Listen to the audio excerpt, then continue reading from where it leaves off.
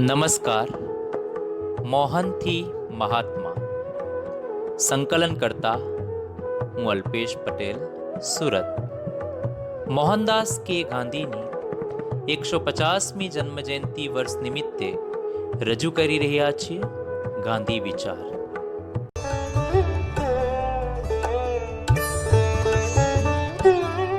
गांधी 1917 में जब चंपारण आए थे तो 14 नवंबर को बड़हरवा लखनसेन गांव में पहली पाठशाला खुली थी।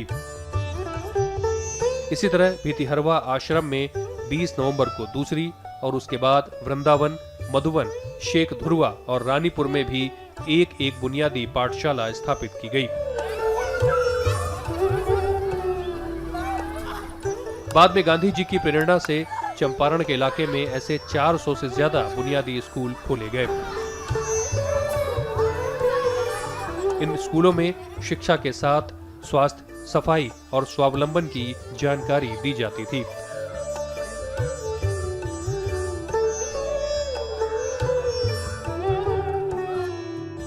बड़हरवा लखनसेन में गांधी ने लोगों को समय की कद्र करने के साथ चरखे के जरिए स्वावलंबन का पाठ पढ़ाया। हालांकि आज उसी गांधी की विरासत देखरेख के अभाव में धूल धूसरित हो रही है। ये राजकीय मध्य विद्यालय था पहले गांधी जी के नाम से। आज ये 2015 में उत्क्रमित होकर के हाई स्कूल हो गया है। यहाँ 1 से 10 तक के बच्चों की पढ़ाई होती है, लेकिन सबसे बड़ी बात है कि यहाँ शिक्षकों की बहुत कमी है। मात्र 4 शिक्षक हम लोग हैं, किसी तरह इस विद्यालय को चला रहे हैं। इन बुनियादी विद्यालयों को खोलने के पीछे बड़ी सोच काम कर रही थी। गांधी जी ने यूं तो कहीं भी अपने नाम कोई संपत्ति या घर नहीं बनाया, लेकिन चंपारण में स्थानीय लोगों को ये भरोसा दिलाने के लिए कि वो उनके बीच रहकर ही काम करेंगे, उन्होंने भीतिहरवा आश्रम की स्थापना की, जिसकी रजिस्ट्री तब गांधी जी के नाम पर हुई थी। गांधी जी स्वावलंबन को जीवन का सबसे जरूरी हिस्सा मानते थे और यही वजह है कि दक्षिण अफ्रीका में उन्होंने फिनिक्स और टॉल्स्टॉय आश्रम की स्थापना की और भारत आने के बाद गुजरात के अहमदाबाद में साबरमती आश्रम की स्थापना हुई। और इसी क्रम में जब वो चंपारण पहुंचे तो 1917 नवंबर महीने में यहाँ भीतिहरवा में आश्रम की स्थापना हुई। यानी ये वो जगह जहाँ सभी लोग स्वावलंबन के जरिए जीवन के ज़रूरी चीज़ों का इस्तेमाल और उसका उत्पादन खुद कर सकें। और यही वो जगह है जहाँ कस्तूरबा गांधी 6 महीनों तक रहीं, स्थानीय लोगों को पढ़ाया, उन्हें स्वास्थ्य के बारे में जागरूक किया और उनका चलाया हुआ स्कूल आज भी यहाँ भीतिहरवा में चल रहा है।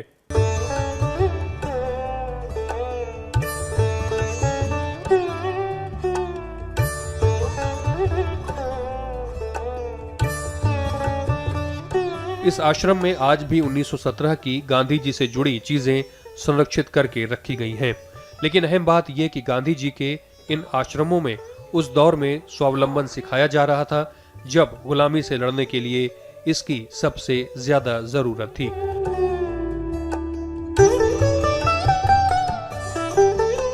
गांधी ने चंपारण की धरती पर आने के कुछ ही दिनों बाद अपना काठियावाड़ी वस्त्र छोड़ा और धोती धारण की। वहाँ पर जब ये लोग सैनिटेशन और का वर्क कर रहे थे, जब ये गांव के महिलाओं को सफाई सुथरा के बारे में समझा रहे थे, तो कस्तूरबा गांधी ने देखा जो एक महिला कई दिनों से एक ही तरह की कपड़ा पहनी हुई है, एक ही साड़ी पहनी हुई है। तो उसने रात में खाते समय में कस्तूरबा को कहा, जो तुम क्यों नहीं उस महिला को समझाती हो जो प्रत्येक दिन स्नान करके एक नया कपड़ा पहने। तो कस्तूरबा नेक्स्ट डे गई और उस महिला के पास में गई, जो तुम क्यों नहीं कपड़ा बदलती हो। तो महिला कस्तूरबा का ये बाँह पकड़ ली और बाँह पकड़ के अपने घर में ले गई और उसने कहा, देखो मेरे घर में कोई पेटी, कोई झप्पा, कोई भी संग्रह का चीज़ नहीं है, मेरे पास में यही एक साड़ी है। तुम क्यों नहीं महात्मा से कहती हो जो मुझे एक और साड़ी दिला देंगे। गांधी जी इन आश्रमों में पढ़ाई लिखाई और संचालन के लिए अपने साथ गुजरात और महाराष्ट्र के सहयोगियों को भी लाए, जिन्होंने चंपारण में आश्रम और स्कूलों के संचालन में अहम भूमिका निभाई थी। गांधी जब जी शुरू में आए तो उनके साथ भी कुछ गुजराती लोग भी आए थे। उसके बाद गांधी जी तो थोड़ा कुछ काम किए, स्कूल वगैरह जो स्थापना किए, जो भी किए करके वो चले गए। लेकिन कुछ गुजराती, जिसमें हमको एक आदमी का नाम याद है जो कि यहाँ मधुबनी में खादी का बहुत बड़ा आश्रम है और वो मथुरा भाई करके थे गुजराती, उन्होंने उस आश्रम का स्थापना किया। हालांकि बाद में इन स्कूलों की ना तो देखरेख हुई और ना सरकारें इसे लेकर गंभीर साबित हुई।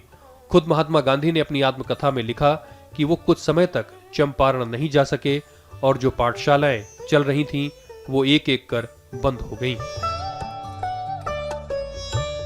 नील की खेती के खिलाफ जो चंपारण विद्रोह के कगार पर बैठा था, उसके लिए सत्याग्रही गांधी एक चिंगारी साबित हुए और अंग्रेजों को पहली बार एहसास हुआ कि हिंसा का जवाब अहिंसा भी हो सकता है। बहुत बड़ा विद्रोह चल रहा था पिछले 10-12 सालों से, तो लोग इसकी तैयारी में बैठे हुए थे जो कोई एक लीडर आए और इस पूरे आंदोलन को अपना नेतृत्व दे।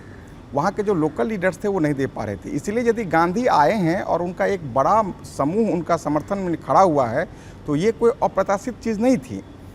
ये आँच सुलग रही थी बहुत पहले से। इतिहास के मूल्यांकन में गांधी की चंपारण की यात्रा को असल मायनों में देश को जगाने वाला माना गया, जिससे निकली चेतना को वैश्विक स्तर पर स्वीकार किया गया। शांति की दृष्टि से, अहिंसा की दृष्टि से, सत्य के प्रति आग्रह की दृष्टि से गांधी के विचार कितने प्रासंगिक होंगे कितने नहीं, वह वाद विवाद किया जा सकता है, लेकिन गांधी की सर्वव्यापकता और सर्व स्वीकार्यता का मूल तत्व इसी में है कि गांधी स्वयं भी सब कुछ जो श्रेष्ठ है उसे संसार भर से स्वीकार करते हैं।